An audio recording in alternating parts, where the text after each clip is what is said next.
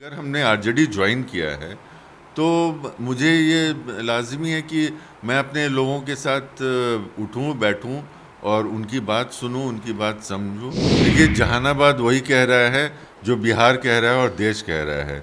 और ये साफ बात है कि भाजपा की स्थिति इस समय बहुत ख़राब है।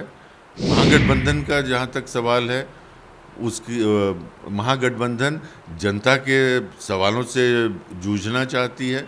जनता को उनका जो सपना है उसको जीना चाहती है, उस सपने को साकार करने की कोशिश करना। नमस्कार, मैं हूं देवांशु। आप देख रहे हैं न्यूज़ फॉर नेशन। इस वक्त हमारे साथ बात करने के लिए आरजेडी के राष्ट्रीय प्रवक्ता करुणा सागर जी हैं, जो कि कई दिनों से लगातार जहानाबाद में रह रहे थे और लगातार जनसंपर्क अभियान जो है वो कर रहे थे।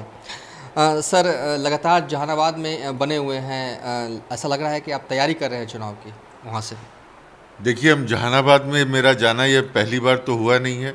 मैं बहुत लंबे समय से जहानाबाद और अरवल से जुड़ा हुआ हूँ और हमेशा जाता हूँ, और जब भी जाता हूँ तो वहाँ के लोगों के साथ उठना बैठना, मिलना जुलना, दुख सुख सब सब चीज़ें होती हैं। हाँ, ये पार्टी ज्वाइन करने के बाद ये मेरा पहला विज़िट था। तो वो इस कारण से भी था कि एक पार्टी में होने के कारण हम जानना चाहते थे कि वहाँ पार्टी के जो पदाधिकारी हैं वो क्या कर रहे हैं, उनका क्या प्लान्स है, उनकी क्या बातें हैं और जनता से क्या जुड़ाव है।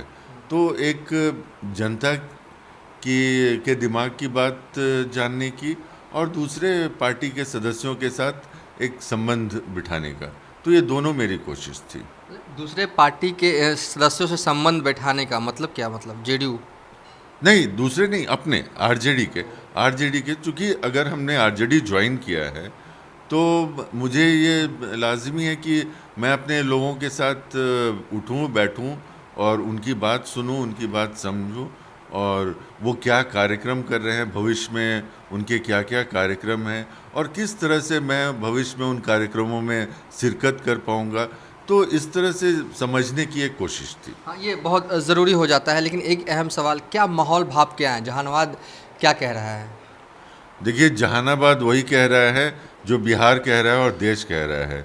और ये साफ बात है कि भाजपा की स्थिति इस समय बहुत ख़राब है और महागठबंधन बहुत मजबूत है बिहार में। उसी तरह से विपक्ष इस समय बहुत शक्तिशाली है पूरे देश में। और यही बात जहानाबाद में भी मैं अलग अलग तरह के गांव में गया, जहां अलग अलग जाति के लोग रहते हैं, अलग अलग धर्म के लोग रहते हैं, और सब में एक ही चीज़ कॉमन था कि भाजपा की जो अभी की केंद्र सरकार है उसके खिलाफ एक बहुत ही स्ट्रांग एक माहौल बना हुआ है। अच्छा, एक सवाल है कि आप लोग इतना विरोध कर रहे हैं नए संसद भवन का, लेकिन वो ये विरोध इतना क्यों है? क्योंकि बीजेपी लगातार, कल भी उनका प्रोटेस्ट था, विधानसभा में वो प्रोटेस्ट किया और उन्होंने दिखाया कि देखिए शिलापट ये नीतीश कुमार ने उद्घाटन किया था, तत्कालीन राज्यपाल ने नहीं किया था। देखिए, बात आज यही हो जाती है कि भारत के संविधान का सम्मान होगा या नहीं होगा। संविधान में हमारा संसद सर्वोच्च लेजिस्लेटिव बॉडी है, और संविधान में प्रथम नागरिक कौन होते हैं? राष्ट्रपति। द्वितीय नागरिक कौन होते हैं? उपराष्ट्रपति। और जो हमारी राष्ट्रपति महोदया हैं वो एक महिला हैं, आदिवासी समाज से आती हैं। और इस बात का तो बहुत प्रचार प्रसार उन लोगों के द्वारा ही एक समय में किया गया था जब वो राष्ट्रपति बनी थी। तो आज ये सम्मान उनको नहीं देके क्या उनके पद की गरिमा को कम नहीं किया जा रहा है? और महिलाओं और आदिवासी समाज का जो सम्मान है उसको ठेस नहीं पहुंचेगी। तो इसलिए आरजेडी और सारे विपक्ष की ये मांग थी कि ये काम सही होता अगर राष्ट्रपति महोदया करती। अच्छा, साल 2024 को लेकर अगर मैं पूछूं, भैया बिहार में आप लोगों की सरकार है, किस तरीके से प्लानिंग कर रहे हैं? क्योंकि बीजेपी जो है वो बिहार में बड़ा गेम जो खेलने जा रही है। कहा जा रहा है कि मुकेश सहनी भी एनडीए के खेमे में आएंगे, चिराग पासवान भी एनडीए के खेमे में आ जाएंगे। तब नहीं लगता कि आप लोग के लिए काफ़ी चैलेंजिंग होगा 2024 में चुनाव लड़ना और जीतना? देखिए, अब कौन कहाँ रहेंगे ये तो स्पेकुलेशन की बात है, अभी किसी को कुछ पता नहीं है, वो अलग चीज़ें हैं।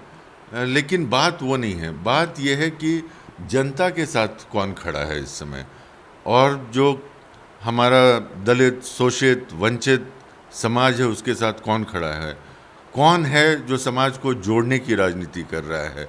तो हम इस बात की परवाह नहीं कर रहे हैं कि आगे किस तरह के समीकरण कहाँ क्या क्या बनते हैं। हर जो महागठबंधन का जहाँ तक सवाल है, उसकी महागठबंधन जनता के सवालों से जूझना चाहती है, जनता को उनका जो सपना है उसको जीना चाहती है, उस सपने को साकार करने की कोशिश करना चाहती है। तो यही हमारा है कि हम मजबूती से देश में जो एक विभाजक राजनीति जो चलाई जा रही है बीजेपी के द्वारा, उसको जनता तक पहुंचाएं, उसके संदेश को, हमारे संदेश को पहुंचाएं, और जनता पूरी तरह से बीजेपी को 2024 के चुनाव में नकार देगी। चलिए, ये थे करुणा सागर, आरजेडी के राष्ट्रीय प्रवक्ता। फिलहाल अभी तक के लिए इतना ही। आप देखते रहिए न्यूज़ फॉर नेशन।